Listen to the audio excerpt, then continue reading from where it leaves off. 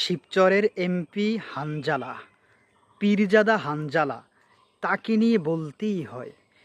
এই কয়েকদিন আগে সংসদে যেটা করেছেন সবার আসলে মন জয় করে নিয়েছে, বিভিন্ন কার্যক্রমে সে মন জয় করে নিয়েছে, কিন্তু তাকে নিয়ে বলতেই হয়। আমি এই ভিডিওটা করতে বাধ্য হয়েছি। একটা ফুটেজ দেখলাম, সে শিবচরে যাওয়ার পথে বা শিবচরে একটা লোক অসুস্থ, তাকে ভ্যানে করে নিয়ে যাচ্ছিল, ঠিক আছে, ভ্যানে করে।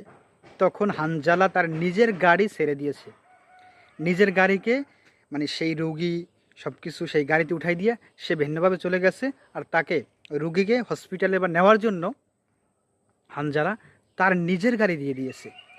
কি এটা বিরল না? এটা বাংলার ইতিহাসে বিরল না? হ্যাঁ, এটা বিরল।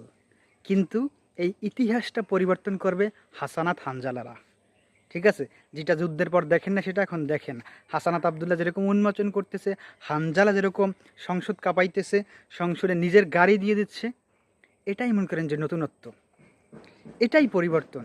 আর এরকম হানজালাদের, এরকম হাসানাত আবদুল্লাহদের কি আমরা চাই?